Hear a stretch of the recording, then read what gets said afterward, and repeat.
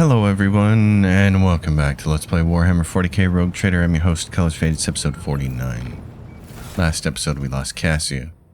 We replaced her with Pagos, a custom navigator character who doesn't have a staff. And I checked, and none of Idira's staffs will work with that character, so we're staffless for right now. One thing I did do is go get them a couple of other items that were in storage as commodities to sell. You can always go down to cargo management, click the cargo button, and look through your cargo. And if you see something that you want, like this staff, a biomancer staff, you could take this and add it back to your inventory.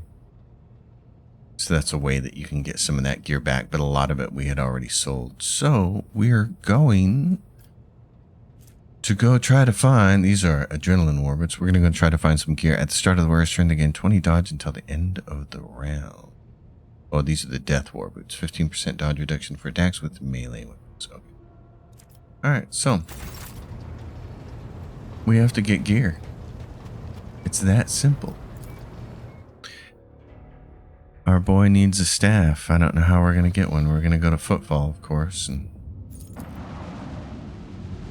see what we can do. Let's start with, we might as well go to the Void Dock. Pagos, my man. Idira's with us. Argenta's gone. We're going to take Jai. Anybody else want to go? No. Okay.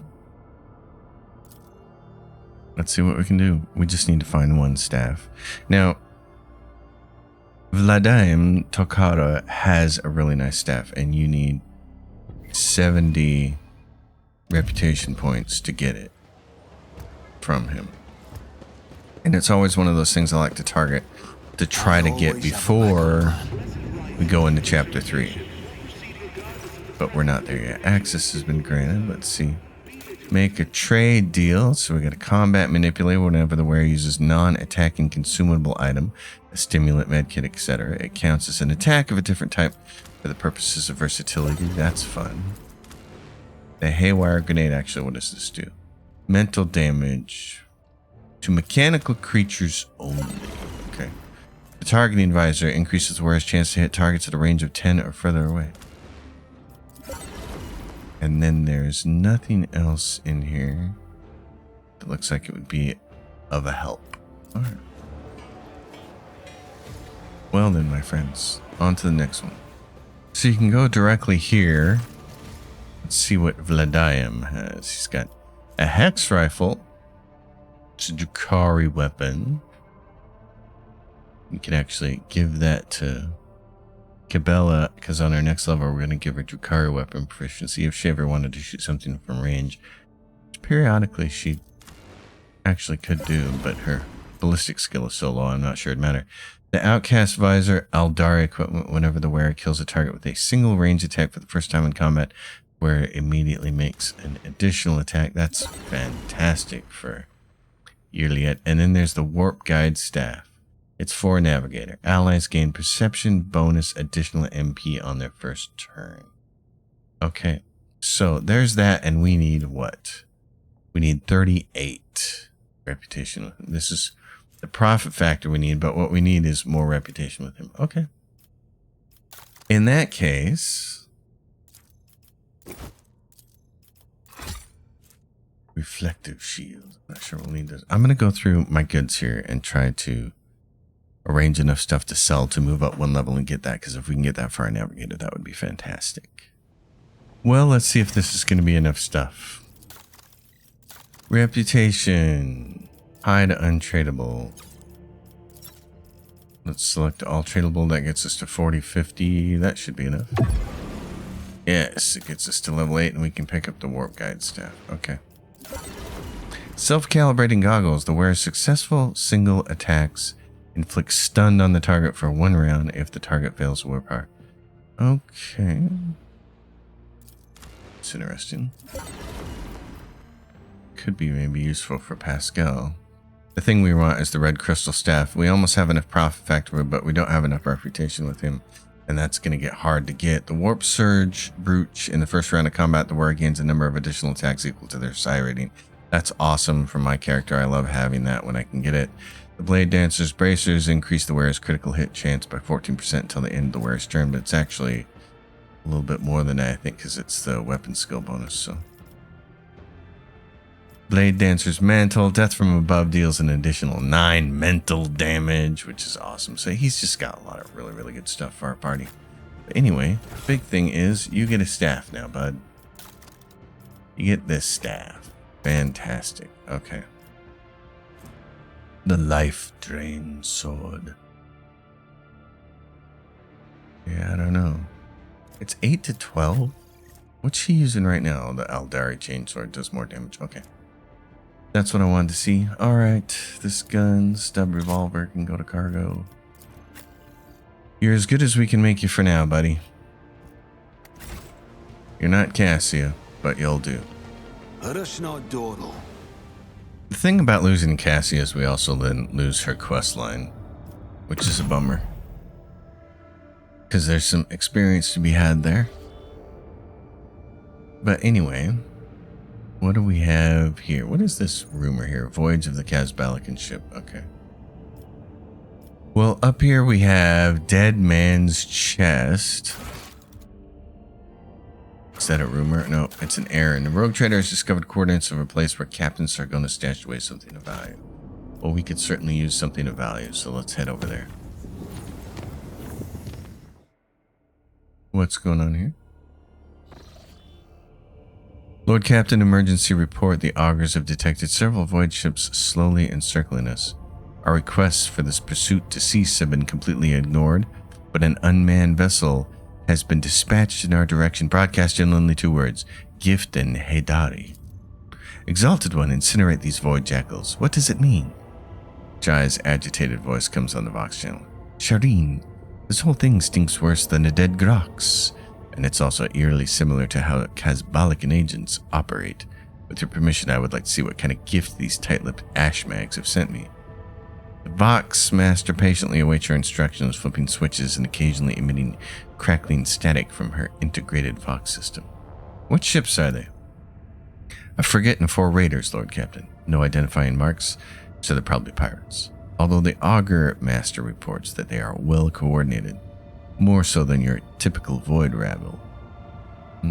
I wish to contact the Pursuer's flagship. Apologies, Lord Captain. Our attempted calls to the unknown Pursuer ships are being automatically relayed to the beacon on the pilotless vessel. Order the Voidborn to bring the package aboard. It will be done, Lord Captain. Shuttle carrying a retrieval team and a bomb disposal specialist is already en route. Perfect. Several tense hours go by, all the while Jai Hedari paces back and forth across the captain's bridge, but at the first shriek of the sirens announcing the shuttle's return, she rushes down to the lower decks.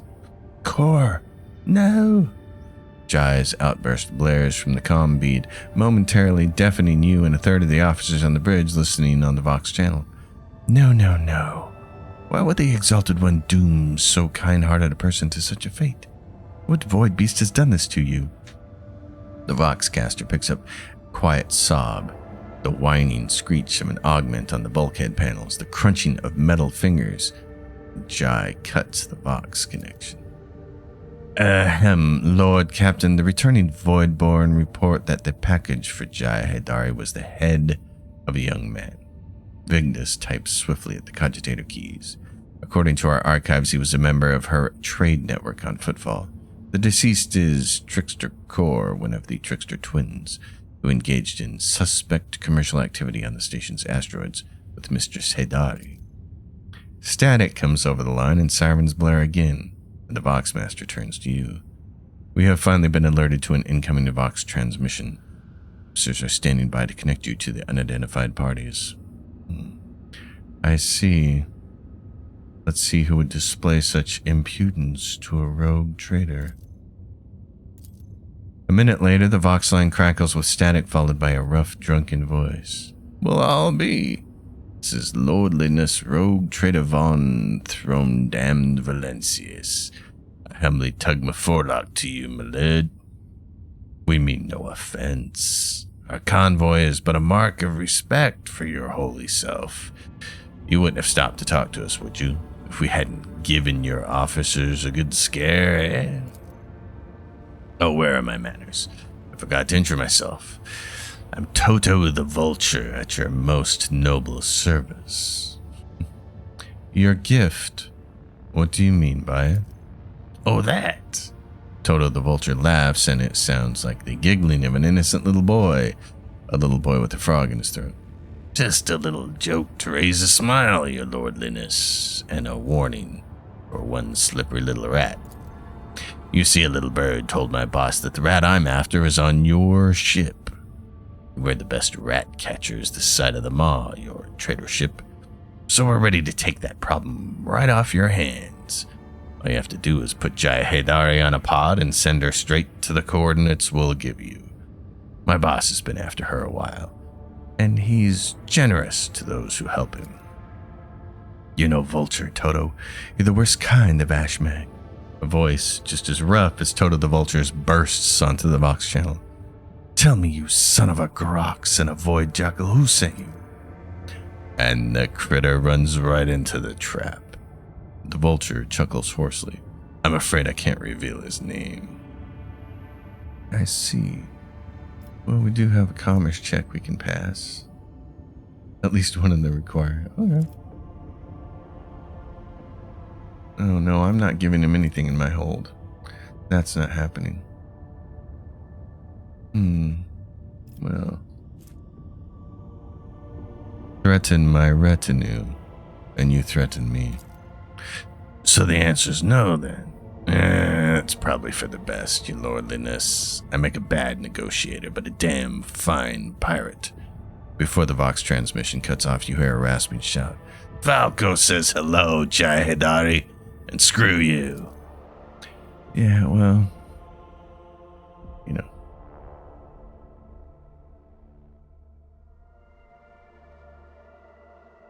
So a little ship-to-ship combat. I lift up my voice in prayer for this vessel and its hollowed guns. Well,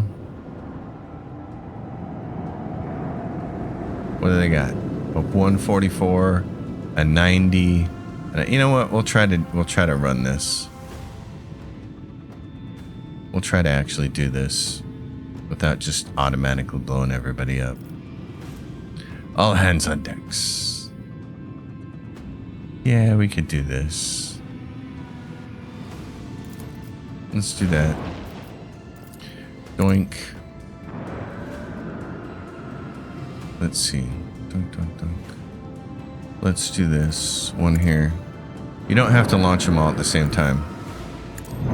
So I definitely don't advise doing that. Now what I think I'd like to do is this.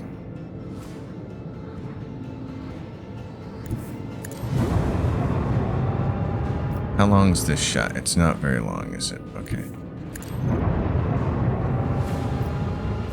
So you can actually get that big ship up there with it. What about your dorsal fin? You can get the dorsal. Okay. All right. And this is going to move us up there. All right, let's do this. I'm going to shoot this guy. And then I'm going to shoot him with this. Smite the enemies of humanity. And then I'm going to move up. And I'm going to hit him pretty solidly here. That's nice. And then I can't quite hit that person there, so that's the unfortunate thing here. He's the bigger ship, so let's guard on that side, the starboard side.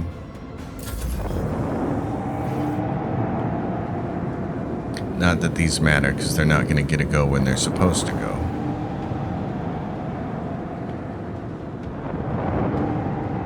Maybe the Heartless will finish him off. He's got his exposed side right there. That's nice.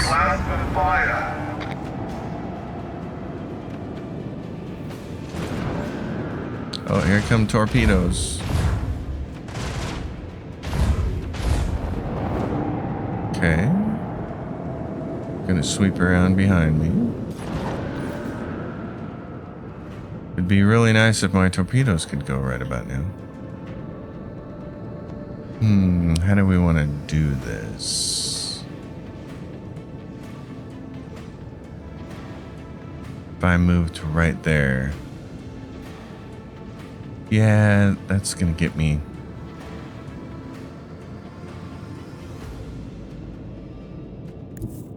Let's do this. I'm just gonna move.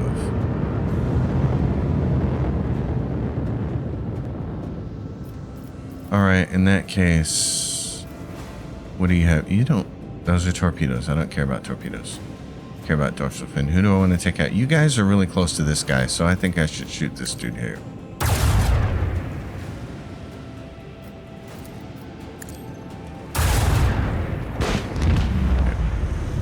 That one's gone. Now if I move, I'm right there. I don't think those torpedoes can hit me because they have to go so far. And this would be what? 1, 2, 3. So if I move to right there, it'd go. I gotta look at this again. It's from my front. If that's my front, it would go 1, 2, 3. We should be able to hit him. Yep. Because those cannons are pretty awesome. Okay. And then what's this? Flagship's next shot gains 2 extra range. I don't care about that. I can't shoot anybody to my left. I'm still protected on my right. I should be good.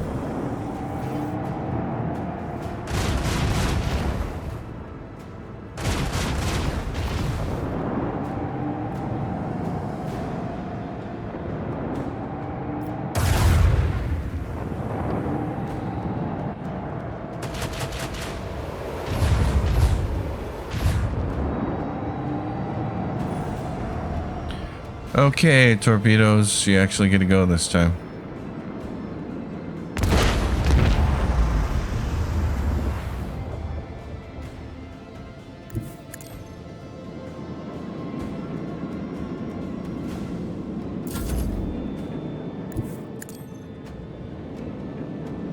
So they're adjacent. We should be able to just blow them up. It's a shame. And then they get to go again, which is just ridiculous.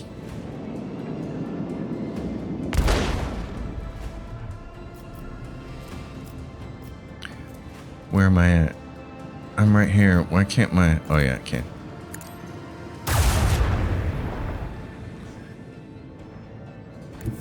Let's go up here.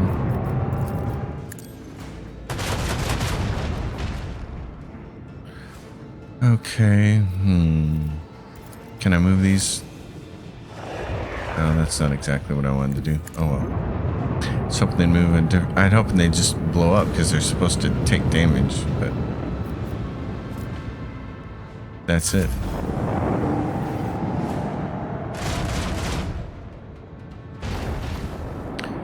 So we got through that one. Blessed are the faithful. Make a rank. That's helpful. Heavy void craft armor. Each attack craft. I don't use craft. Improve RAM. I don't use. Onboard ECM. Torpedoes and attack craft gain 60% evasion. Repairing the void ship requires less scrap. Restart shields now inflicts only a -2 speed penalty. Take it all, I think is... Yeah. Take it all. 10% more scrap.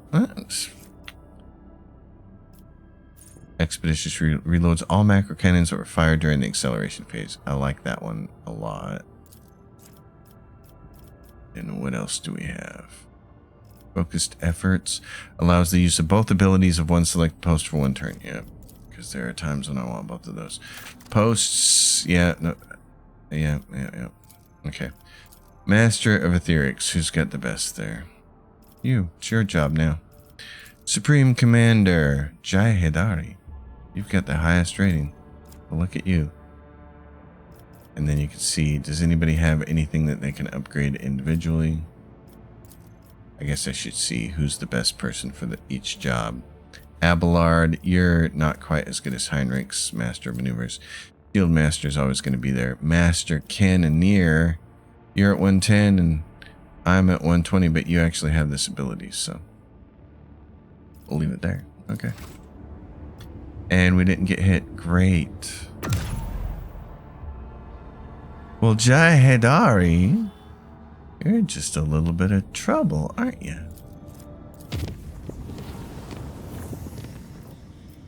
Get up to these safe. We're gonna go explore all these other little worlds too now. It's gonna be really important because we need to acquire gear. What's this one over here? Layways to the Hiroki's room station. Okay. It's much more fun when the ship combat isn't broken. I have a feeling we'll have to toy box that one, but what the heck? We're here. So this is Tenebris Aqua. Okay. All right, there's actually not much going on here. There's a planetoid. And this is the mirror. We already explored this. Okay, so that's why we've already gone and done most of this, but this is the cache. So we did that a while ago. This is going to give us the Singe Cape. The wearer's incoming damage is reduced by 0% based on something. Based on veil degradation. Oh, okay. So the higher your veil degradation, the better that is. Okay, that's neat. Oops, that's not what I meant to do. Meant to click that. This is Kiava Gamma. This system. Okay. Emperor's Palm and Frozen Prince.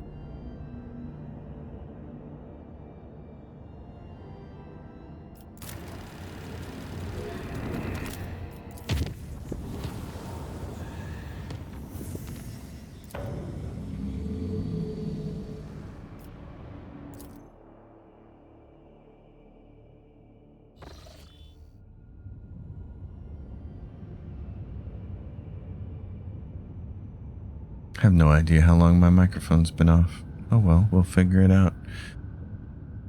So, got some unknown ships here in the Emperor's Palm. Wow, really? There's ships here? What are these for? Rogue Trader's void ship is facing several Aldari scout ships. The Xenos are in no hurry to attack, and its time seems to have slowed down. One wrong move and carnage will ensue. Ask Yurliet to help with the negotiations. Yurliet's speech is met with a torrent of Aldari abuse that is too much for even the Rogue Trader's elucidator. The Xenos accuse her of betraying her kind by conspiring with the Monkey and unceremoniously cut the connection, yet their ships are no longer blocking the way. Okay, that's an Emperor's Palm. I did not have that down. I need to write that down. Okay, so I actually had notes for that ship encounter in Frozen Prince, which tells me that maybe it can occur in the Emperor's Palm system or the Frozen Prince system. Anyway, there's not much else in this system that's interesting, and we can't do anything with Euphrates right now. So there's minimal things like plasteel here. So it's just inspection time. 2 plasteel.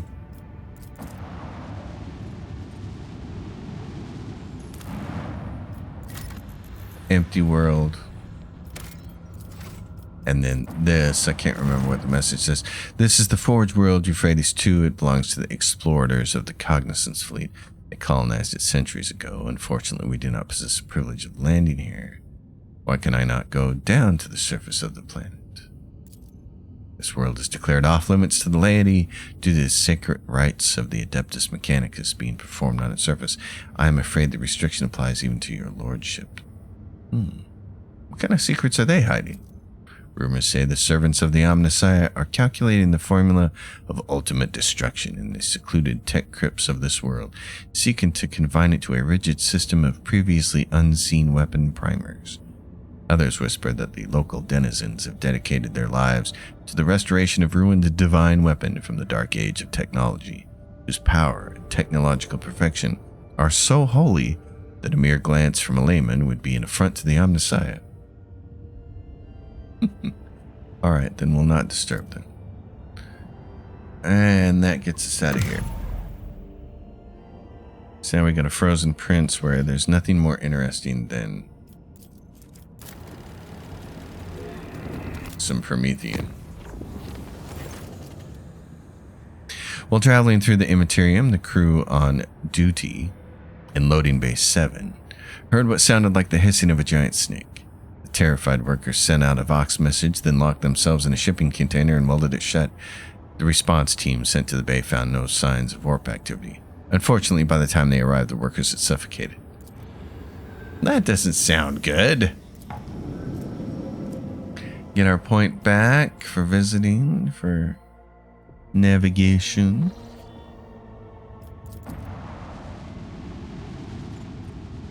There's some asteroids in this system. So there's Promethium 5 here. We only have 5 extractiums. And how much Promethium do we have?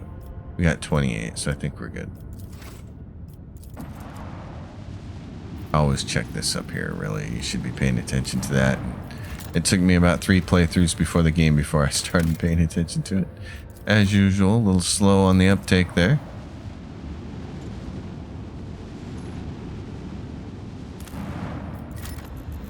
I think there's only plasteel here in tiny clusters, so.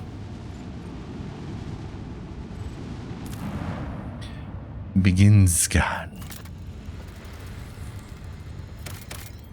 And that's it for that. So we will head back. Nothing else to be gleaned here. On our way back.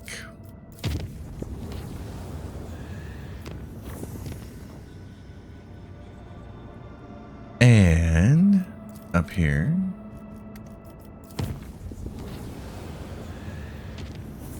So where are we at on colony management? Valstone. Is there anything they can do? No.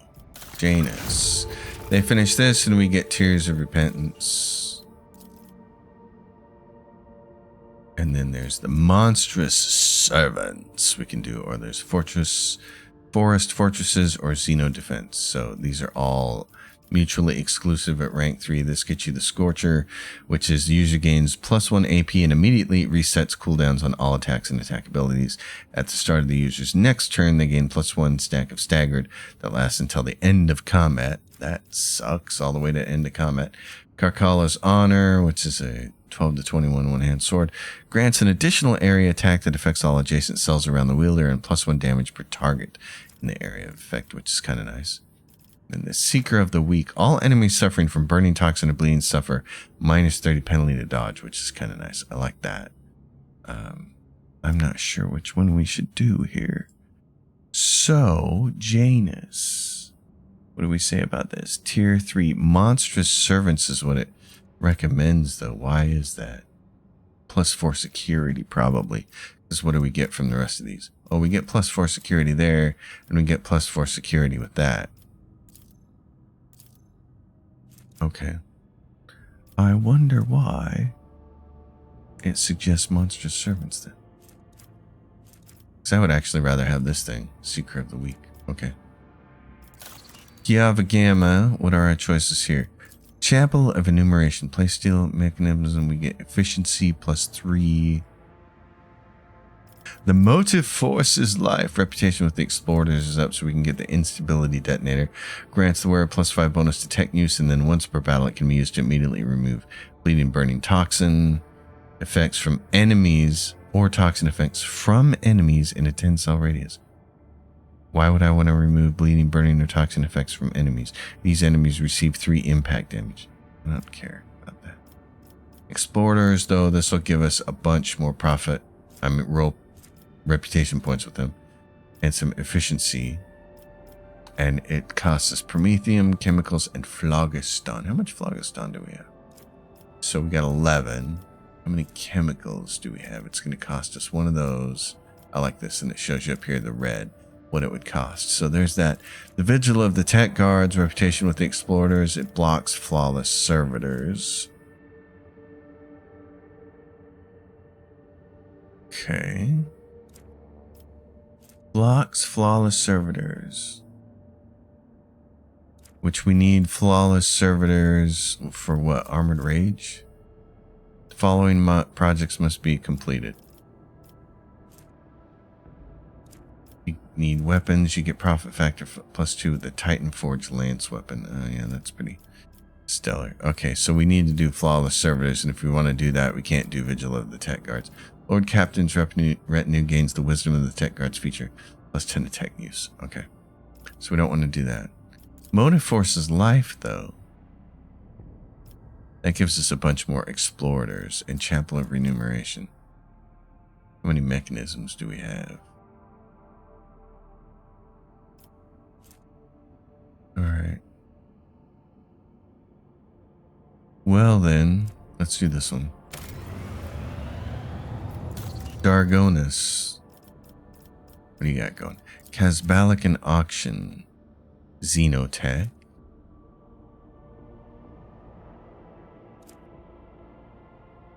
Expensive. It's not doing the expenses right though anymore, is it? It's weird. Okay. And you get the Ashen Breath, which I don't care about. It's an Eldari weapon. It's a Melta.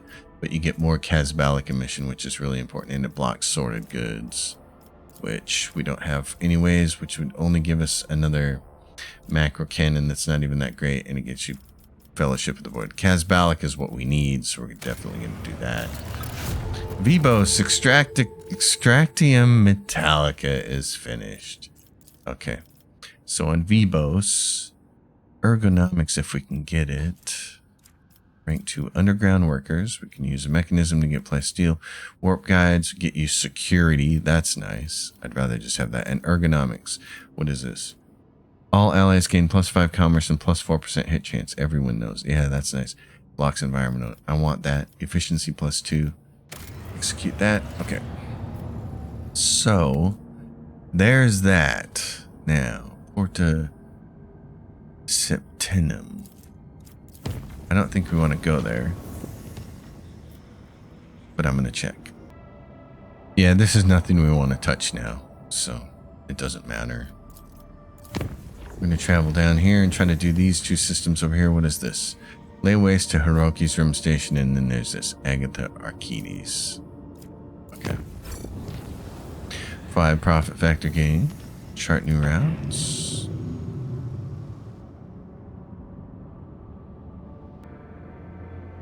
There's nothing really interesting here, but we got to clear it off the map, so let's clear it. Right here. Let's start with this planet. There's a Hulk over here, and a void ship remains. Mostly empty stuff here. There's a void ship remains. Let's see about this. Lord Captain, the augurs cannot determine who the ship we approached belongs to, but the telemetry clearly reveals it to be an Imperium vessel. The hull is badly damaged, but there is air in some of the chambers, which means they are hermetically sealed. What are your orders concerning the discovery? Send out the order to prepare my troops for boarding. I will personally take part in the exploratory expedition. So we get story time. This is a great looking picture here. We who walk down the same passageways in the same bays day after day, we who are born, live and die to the hum of the ship's machines, we forever hunger for the smallest glimpse of another life, and for a chance to see the heroes who tirelessly fight for us and for the glory of the Imperium. So let's have a tale about the Lord Captain, by the will of the Emperor and the guardian and commander of every good and honest soul upon the void ship, the time he boarded a vessel named the Fireborn. Like a dead whale cast ashore by the inexorable force of the swell, the wrecked vessel was a confronting sight for its unwitting visitors. Some bays still retained an atmosphere, but there was no life anywhere. The ship was dead, its machine spirits dissipated in the darkness of space. It was just the husk left, and the rogue trader's crew were to become scavengers swarming the carcass of a fallen Leviathan. Our Lord Captain oversaw the expedition personally and decided to train the penetrating gaze of the auger arrays on the damaged ship.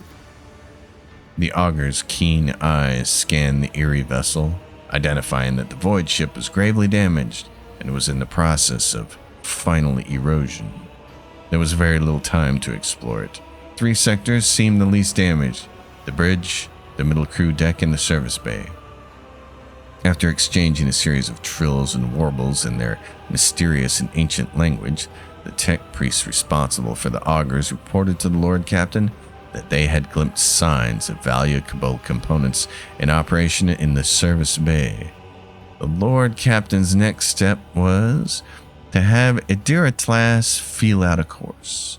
An unholy psyker she may be, but even souls as dark as hers submit to the Lord Captain's will. With hostile eyes upon her, Idira sank into a trance. When she resurfaced, she reported that the ship had been a victim of the warp. The bridge had suffered worst of all. It was the section that provoked the greatest anxiety and trepidation in the psyker. The service bay was the least damaged section, though Idira spoke of it with no particular interest. The Lord Captain's next step was to turn his attention to the scout units awaiting instructions. The Lord Captain had to decide which of the 3 teams he would lead, and which 2 would be entrusted to their officers. Let here be known the names of those honest people who stood before our rogue trader in that moment. The taciturn and grave young Ho Son, whose word was as firm as his handshake. Captain Vesti, whose jokes will be remembered by everyone on decks 3 to 5. Captain Matina, the senior officer of the 3rd unit, known to many as Grey Matina. She had been leading units back when the current crop of scouts were snot-nosed kids. No one on the deck was in any doubt that navigating inside the wrecked ship would be difficult. The units would be separated by kilometers of twisted metal, dead modules, devoid of atmosphere, collapsed passageways, and hull breaches the size of a house. The only thing connecting the brave teams would be the delicate thread of a Vox link. And so, after weighing up the options, the Lord Captain chose to go with, I see, young Ho Son and his unit who were heading for the bridge. From here on, we will relate the events based on what we have learned from the witnesses, the people who accompanied the Lord Captain on tour of the dread ship. The shuttles started up one after another and dispersed, each heading for its selected target. An hour spent on cutting through the hull in the freezing vacuum of space, a fussy boarding, and then finally the rogue trader stepped onto the cold, dark deck of the dead ship. The light of the torches revealed a sign in the gloom: Fireborn. After a minute-long exchange with the Vox Master, who quickly checked the archives, it was established that the dead vessel was that of Captain Nova Van Dane, registered at Kiava Gamma Port. Every minute spent on board and threatened to end in disaster. The ship's days, or even hours of existence, were numbered. From all sides came the sounds of distant crumblings. The floor underfoot trembled every now and then.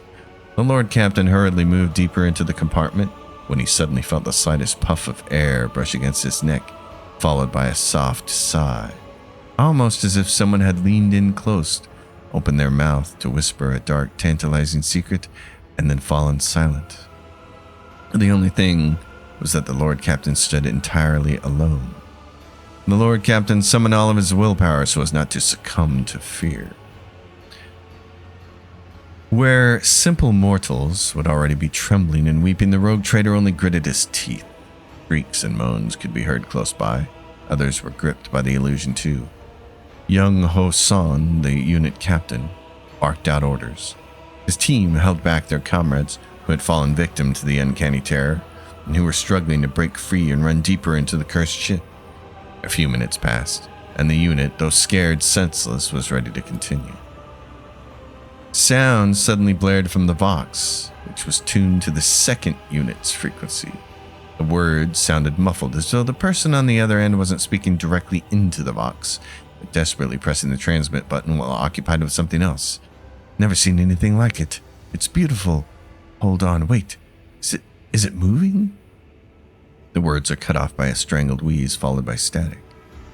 Young Hosan listened to the transmission and final rasp with a surprisingly calm expression, then pressed the Vox button and in a similarly calm voice let loose a stream of florid swearing, which centered on casting aspersions on his interlocutor's intellectual capabilities. Turning to the rogue trader, he remarked, "Apologies, Lord Captain. Captain Vesti from the 2nd Unit is well known for his pranks."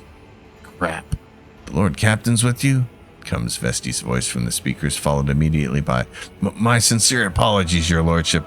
I just wanted to spook the guys a little."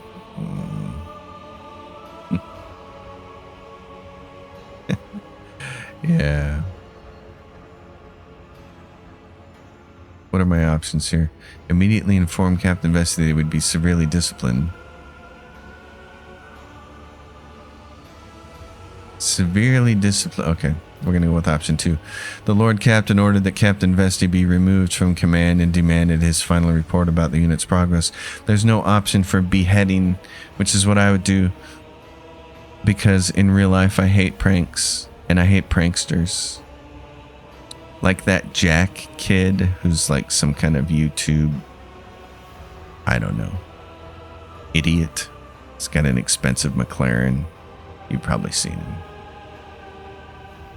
I guess he's losing money now and subscribers finally, but people who live their lives in such a way that they feel like pranking other people is what they should be doing.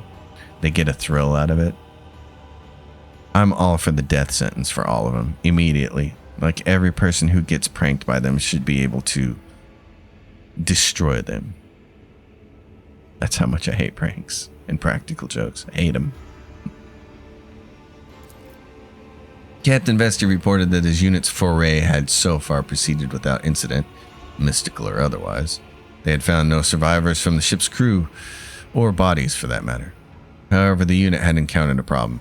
The passage leading to the deck section with the arsenal and storage depot was seriously damaged, especially the power cables. Proceeding further could be dangerous. After consulting his officers, the Lord Captain issued new orders for Vesti's unit. Vesti's unit headed off to carry out their orders while the rogue trader and his team continued on. And after spending several hours wandering down dead passageways, young Hosan's unit and the rogue trader reached the bridge of the Fireboard. The oppressive feeling had not dissipated. It was as though the bulkheads of the ship were steeped in the terror and pain of the people who had vanished without a trace from these decks. On their way there, the unit had found no signs of struggle or bodies of the crew, and that served only to deepen their unease. After examining the bridge, the scout unit discovered that the captain's principal cogitator was still functional. The final log entry was identified, a damaged PIC recording that no one in the unit was eager to view. Proximity to the cogitator alone was unsettling enough, and with each passing second, remaining on the bridge was becoming more and more difficult. But the Lord Captain took a risk and watched the recording. The recording contained a message from Captain Nova Van Dane.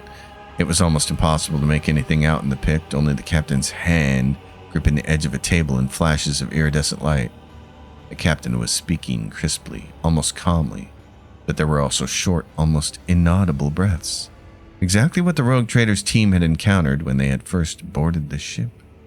And it even seemed that those sounds were coming not from the recording, but from the gloom-drenched corners of the bridge itself. "Kiavagama has fallen. The Fireborn broke orbit under fire from an unknown enemy and left the system," said Captain Van Dane on the recording, the tone of an officer reporting to her superiors. "We encountered pathological warp activity. The crew is reporting failures in the Gellerfield system. The ship is doomed. Whoever finds this recording, I ask you to hold a prayer service for our souls. I also ask you to take the family relics of the Van Dane line from Kiavagama. The relics are stored." The captain then specified the location of her family vault and the access code. The recording ended. There was nothing left to do on the cursed deck. It was time to return to the shuttle. A message came from the unit led by the seasoned, unflappable Grey Matina. Captain methodically reported on all the service base sections her team had already examined. They had found nothing of value. They had found no bodies. There had been no incidents and the search was proceeding as normal. The unit was waiting for further instructions from the captain. After distilling the salient points from Gray Matina's exhaustive report, Holt listed the areas that warranted a more thorough search. After returning to the shuttle, Holt received reports about Fireborn's status. The tech priests, who relentlessly pierced the wreckage with the augur's gaze, insisted on curtailing the operation as soon as possible, fearing imminent destruction. There were also reports from the other two units. The second unit has succeeded in moving through the danger zone and returned to the shuttle with a valuable payload taken from the dead ship's stores. Gray Matina's unit had explored the service bay without incident and, not wasting any time, had marked valuable components for later disassembly and transferred to the rogue trader ship. The units assembled at the shuttles and Lord Captain gave the final order of this grim expedition. Recite a memorial prayer to the Omnissiah in honor of the ship and the fallen wonder of engineering. Oh no, let's do that first one, I guess. They wanted us to say a prayer, but we're going to honor the memory of Captain Nova Van Dane and her crew. The last request of the fallen captain had been fulfilled. The improvised funeral began with a brief military salute, and the rogue trader himself recited a prayer for the souls of the Fireborn. Just as any honest servant of the Emperor who has dedicated their life to voyage through the darkness would honor their fellows and mourn their deaths. Time was up. The scouting party returned to their ship. With one last look at the Fireborn, the rogue trader gave the order to fire upon the dead vessel at range. For that which was born in fire should also perish in fire. And that's it. So we're gonna do the rest of these planets and get out of here. This will be the end of this episode. Not much else going on here. There's 3 provisions on a planet here somewhere. And this thing. The giant rings on the planet's surface can be observed even from orbit. It has emerged that this planet has a native species of giant insects similar to Terran ants. Just like ants, they sometimes form so-called death spirals in which one creature follows another without realizing they're going in circles. These were the rings discovered by the ship's observers. The strange phenomena that was originally suspected to be a sign of warp activity or nefarious xenostructure turned out to be a quirk of nature, and a tragic one at that. The death spiral. That's a bummer. Provisions 3, we have 14. There's a Hulk over here. The augurs have detected wreckage in the void ship's vicinity, but the exact nature of the wreckage remains unclear. So that's it. Alright folks, this episode's gone on long enough, but we at least cleared those sections there. And now we can move on to here, Pillars of Viridis, and lay waste to the Hiroki's Rim Station. So we'll do that next episode. Everyone, thanks for watching. You know the drill. Questions, comments, go down below, like the video, subscribe to the channel. Let me know what you think of this whole endeavor. I'll see you next time, and until then, happy gaming, everyone.